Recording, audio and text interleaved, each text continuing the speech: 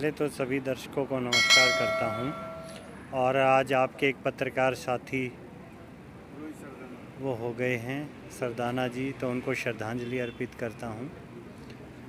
और अभी आपने कहा किसान आंदोलन तो चल ही रहा है और सक्सेसफुल चल रहा है। हम हर मोर्चे पर जीत रहे हैं, चाहे हम केएमपी जाम करें, चाहे रेल जाम करें, चाहे भारत बंद करें।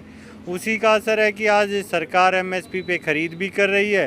सरसों की खरीद हुए तो कम से कम 15 दिन हो चुके हैं। हरियाणा, राजस्थान, उत्तर प्रदेश, मध्य प्रदेश, जहाँ जहाँ सरसों की हुई है, इस बार पूरी सरसों की एमएसपी पे ख़रीद हुई है। लेकिन कानून तो नहीं बना रहे। कानून बने न बने, कानून ये हमारी तो जीत है ना। कानून तो सरकार ने बनाना है। आपकी जीत तो कानून से होगी ना?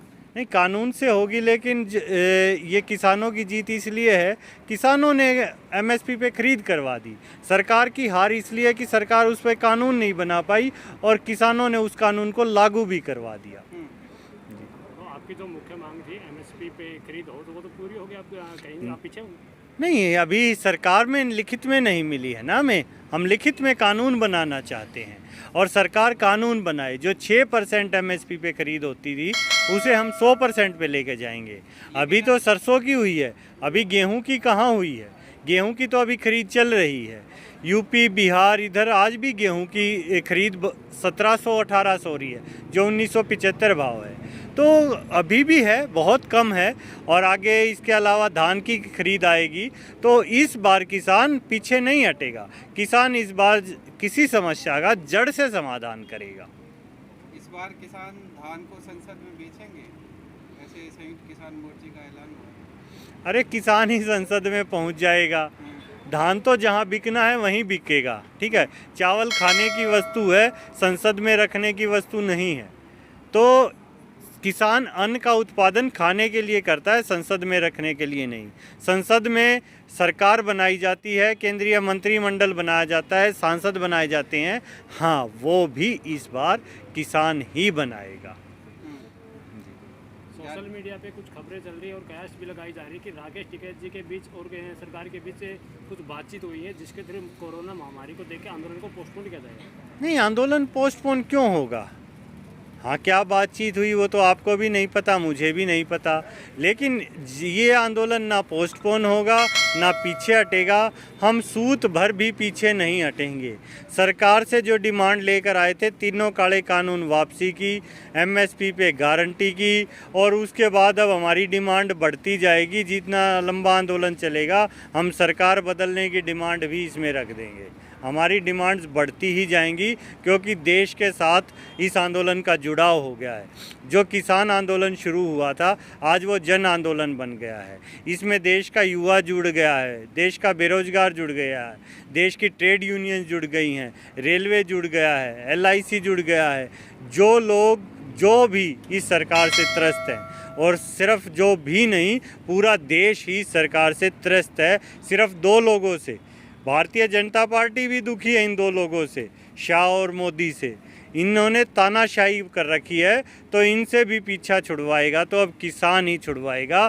किसान सरकार की लड़ाई भी लड़ रहा है, किसान विपक्ष की लड़ाई भी लड़ रहा है, किसान देश की जनता की लड़ाई भी लड़ रहा है। आप लड़ाई लड़ रहे हैं, आंदोलन कर रहे हैं जी, लेकिन कोई नतीजा तो दिख नहीं रहा है। 6 महीने से 5 महीने लगे। ये बात आप मोदी की तरह 6 बार बोल देंगे तो सच थोड़ी हो जाएगी। नतीजा अभी आपको बताया, दोनों नतीजे सामने आए। किसान की सरसों एमएसपी पर बिक गई है, ठीक है, वो किसान आंदोलन का नतीजा है। और उसी सरसों को अब पूंजीवादियों ने स्टोर कर लिया है, जो भंडारण अधिनियम बना है। उससे किसान की तो 5,000 रुपये बिकी थी, आज वो 7,000 रुपये चली गई। क्यों? उस भंडारण के कारण। जो किसान लोगों को, आम आदमी को बता रहा था कि सब्जी खाना महंगा हो जाएगा अनाज, तो आपको बता दें 3 महीने के अंदर सरसों का तेल 100 रुपये से 200 रुपये हो गया। वो कौन खरीदेगा? किसान तो अपनी सरसों है घर से निकलवा लेगा। ये दिल्ली, एनसीआर, जो लोग मेट्रो में रहते हैं, जो मध्यम वर्गीय परिवार हैं, उनकी महंगाई कितनी हो गई? डबल। किसने की? वो पूंजीवादी व्यवस्था ने की। जो लोकतांत्रिक व्यवस्था को हटाकर पूंजीवादी व्यवस्था का चलन किया जा रहा है मोदी और शाह द्वारा, इसी के खिलाफ किसान रोड पे निकला है देश को बचाने के लिए। आप लोग कहते हैं कि अनाज की कालाबाजारी हो जाएगी देश में अगर ये कानून बन जाता है तो। जी अभी महामारी का दौर चल रहा है और ऑक्सीजन की किल्लत अपने देश में, तो ऐसा नहीं लगता है कि ऑक्सीजन की भी कालाबाजारी हो रहा है कहीं ना कहीं? बिल्कुल हो रही है। हम कौन सा गलत कह रहे थे कि कालाबाजारी नहीं होगी। इस कोरोना काल में 3 चीज़ें बिकी। एक ये जो मास्क आप लोगों ने लगा रखा है, आपने इससे पहले शायद जीवन में मास्क नहीं लिया होगा, नहीं लगाया होगा, ख़रीदा नहीं होगा। सैनिटाइज़र वो भी शायद नहीं यूज़ किया होगा आपने, साबुन ही यूज़ करते होंगे। और तीसरी चीज़ थी खाना। तो इन्होंने देखा ये तो सैनिटाइज़र और मास्क ये पूंजीपति लोग कॉरपोरेट्स बनाते हैं, तो उनको एक बड़ी मार्केट मिल गई। 150 करोड़ की आबादी जिस देश की है, तो कितनी बड़ी मार्केट उनको मिली इस चीज़ के लिए। तीसरी चीज़ खाना था, जो पिछले लॉकडाउन में लोगों ने फ्री में खिला दिया। इन्होंने सोचा अरे मेन चीज़ तो तुमने छोड़ ही दी। आदमी मास्क सैनिटाइज़र के बगैर रह सकता है, लेकिन खाना उसे दिन में 2 टाइम चाहिए ही चाहिए। तो इन्होंने 5 जून को ये अध्यादेश लेके आए और ये कालाबाजारी के लिए कि इस खाने पे और कब्जा करो। खाना कितना समझते हैं आप, कितना अनाज उत्पादन होता है? आप गवर्नमेंट ऑफ इंडिया के डाटे देखिए। जो गेहूं का उत्पादन है, मोटे अनाज में गेहूं यूज़ होता है, वो हरियाणा, पंजाब, वेस्टर्न यूपी इधर ही होता है, कुछ राजस्थान, मध्य प्रदेश, क्योंकि ये 4 से 8 डिग्री टेम्परेचर की फसल है। दक्षिण भारत के अंदर इतना टेम्परेचर ही नहीं जाता, ये बार बार कहते हैं यहाँ। तो ये लिमिटेड एरिया में होता है और टोटल 1 से 1.5 लाख करोड़ तक का होता है। अडानी इनके पास कितना है, बैंकों से इनको 6 लाख करोड़ रुपया दे रखा है। तो ये 3 साल का भी स्टोर कर सकते हैं हिंदुस्तान का अनाज। अगर 3 साल इन्होंने स्टोर कर लिया, मैं ये कहता हूँ हिंदुस्तान की 138 करोड़ जो आबादी है, उसका इन्होंने इतना स्टोर कर लिया, तो रोटी कहाँ से खाएंगे? जो आज ऑक्सीजन की कालाबाजारी दिख रही है, ऑक्सीजन कितने मरीज यूज़ कर रहे होंगे? 1 करोड़। एक्टिव केस कितने हैं हिंदुस्तान में कोरोना के, बताइए आप? अभी 1 करोड़ भी नहीं हुए हैं। तो आप पूंजीवादी व्यवस्था का सिस्टम देखिए, वो 138 करोड़ लोगों की चीज़ कैप्चर करना चाहते हैं। जब ऑक्सीजन की इतनी कालाबाजारी है, 1 करोड़ केस एक्टिव भी नहीं है, तो 138 करोड़ पर देखिएगा अनाज की कैसे कालाबाजारी होगी। एक तरफ सरकार कहती है कि हम देश की अर्थव्यवस्था को 5 ट्रिलियन बनाएंगे, वही दूसरी तरफ अभी देखिए इस महामारी में ऑक्सीजन फॉरेन कंट्री से लेना पड़ रहा है, सऊदी अरब से लेना पड़ रहा है। क्या देश इतना गरीब हो गया कि अब हम दूसरे देश से हेल्प लेंगे? देश को तो इन्होंने भूटान, पाकिस्तान, बांग्लादेश से भी पीछे कर दिया है। ये मोदी शाह का अहंकार है इनका। ये सिर्फ अपना और कुछ 2 इनके दोस्त हैं, हम 2 हमारे 2, ये उस पूंजीवाद की तरफ देश को ले जा रहे हैं। आज इनने देश को धरातल में पहुंचा दिया है। ये इनकी तो और आप कभी पर्शन करें तो इनका बेशक पर्शन भी मत कीजिए आगे, क्योंकि ये झूठ बोलते हैं। झूठ बोलते हैं हम ये कर देंगे 5 ट्रिलियन। अरे भाई 5 ट्रिलियन कहाँ हो गई? आप बताएं कि ये चीज़ अच्छी हुई है। मोदी ने कहा था कि 50 दिन तक नोटबंदी में कहा था अगर गड़बड़ हो तो मुझे किसी चौराहे पे बुला लेना, टांग देना। आज कहाँ है? या तो वो ये बताए कि इससे ये फ़ायदा हुआ है और नुकसान हुआ तो चौराहे पर आ जाएं। दम रखें। 56 इंच का सीना कहाँ चला जाता है? जब जनता को जवाब देने की बात आती है तो ये 56 इंच का सीना पता नहीं कहाँ गायब हो जाता है। देश को सिर्फ बहकाने के लिए अपनी मन की बात कहने आ जाते हैं।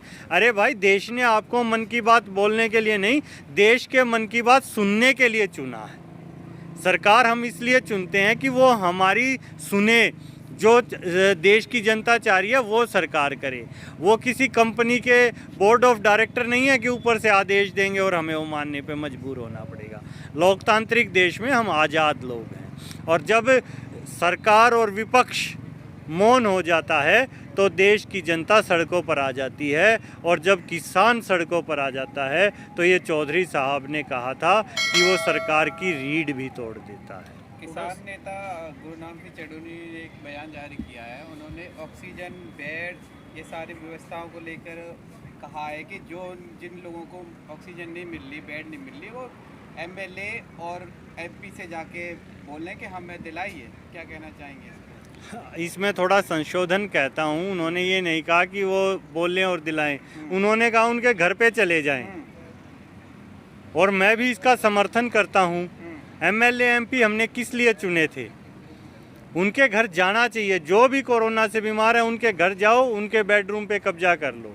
क्यों, किस लिए? आज 1 साल से ज़्यादा हो गया महामारी में, इन्होंने लॉकडाउन किया हुआ था। तो या तो वो एमएलए और एमपी ये बता दें कि हमने इतनी ऑक्सीजन प्लांट लगाए, इतने वेंटिलेटर खरीदे।